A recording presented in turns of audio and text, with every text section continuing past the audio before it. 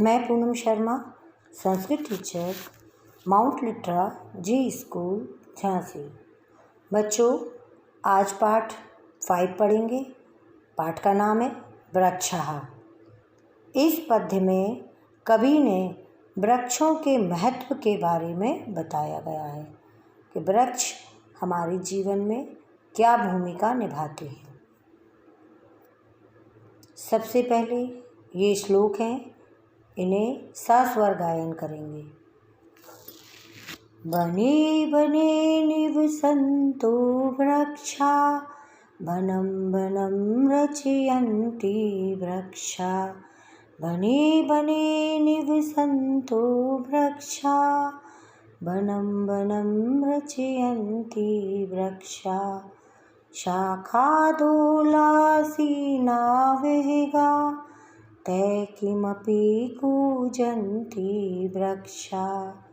वने बने निवसन्तो वृक्षा, वनं वनं रचयन्ति वृक्षा।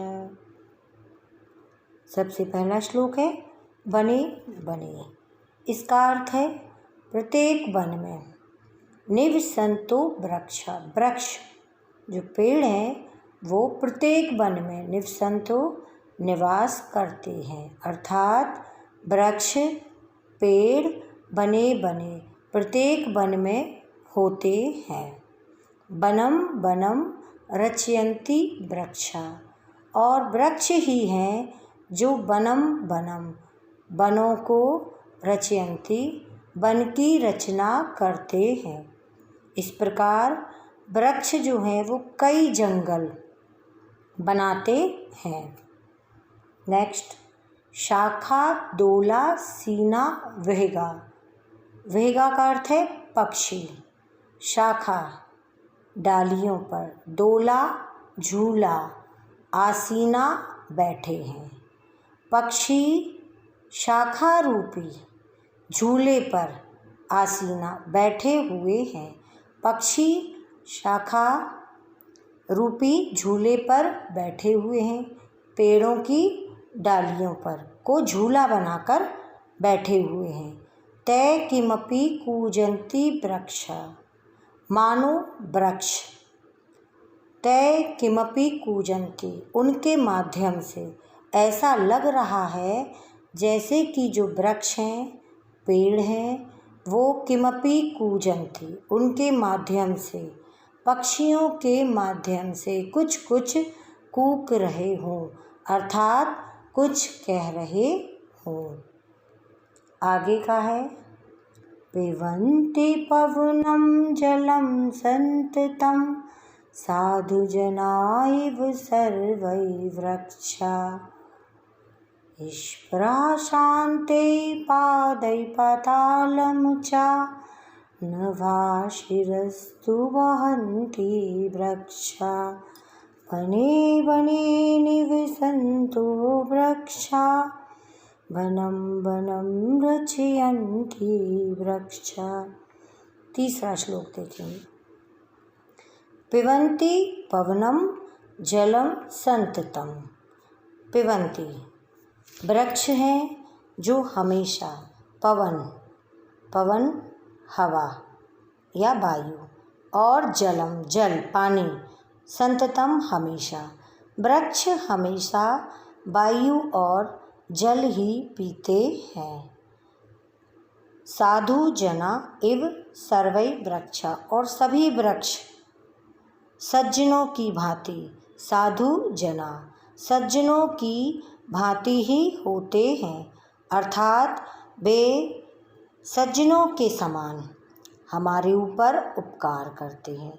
जैसे सज्जन लोग होते हैं हमारे ऊपर उपकार करते हैं, हमारी भलाई के लिए जीते हैं, वैसे ही जो वृक्ष हैं वो भी अपना सब कुछ निस्वार्थ हम सबको प्रदान कर देते हैं, इसलिए सज्जनों की तरह ही वे होते हैं।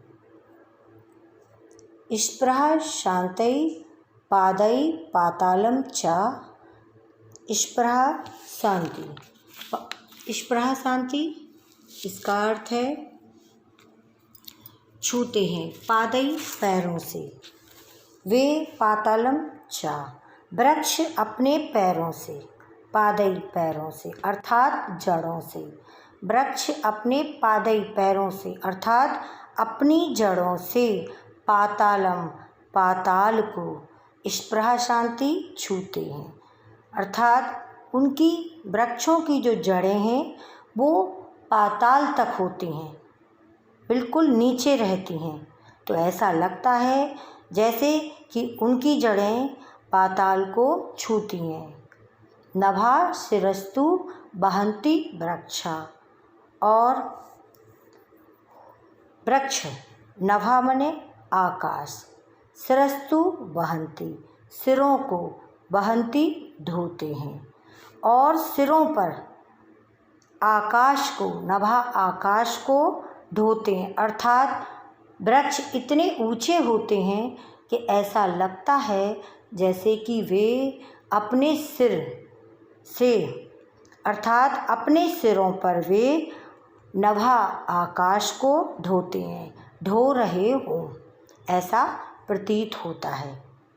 अर्थात वे महान हैं और अत्यधिक कार्यभार संभालते हैं। आगे सास्वर गायन करेंगे इसका भी। पयोदर्पणे स्वाप्रतिबिम्बं कौतुकेन पश्यन्ति वृक्षा, प्रसार्य स्वच्छाया संस्तरणं कुर्वन्ति सत्कारं वृक्षा। वने वने निवसन्तो वृक्षा, वनं वनं रचयन्ति वृक्षा। आगे नेक्स्ट श्लोक। पयो दर्पणे स्वप्रतिबिम्बम।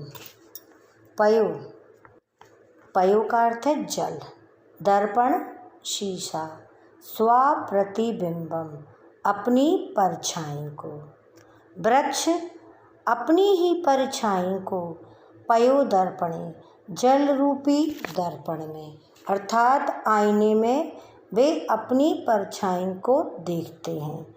जब वृक्ष अपने आसपास कहीं किसी सरोवर या तालाब में अपनी ही परछाई को देखते हैं तो कौतुकेन पश्यन्ति वृक्षा, तो वृक्ष बहुत ही कौतुकेन आश्चर्य से देखते हैं अपनी परछाई को जल रूपी दर्पण में, कौतुकेन बहुत आश्चर्य से वे देखते हैं। नेक्स्ट, प्रसार्य स्वच्छ छाया संस्तरणम। प्रसार्य फैलाकर, स्वच्छ छाया अपनी छाया रूपी, संस्तरणम बिछौने को या बिस्तर को।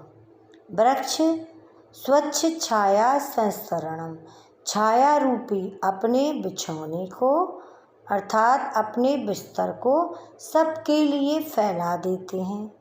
कुर्वन्ति सत्कारम वृक्षा, और सबका आदर सत्कार करते हैं। वृक्ष जो है वो स्वच्छ छाया संस्तरणम अपनी छाया रूपी बिछौने को प्रसार सबके लिए फैला देते हैं, और कुर्वन्ति सत्कारम और सबका आदर सत्कार करते हैं, अर्थात वो अपनी छाया हर एक व्यक्ति को प्रदान करते हैं और आदर सहित उसे बिछौने के रूप में फैलाकर सबको देते हैं। पाठ पूरा हुआ।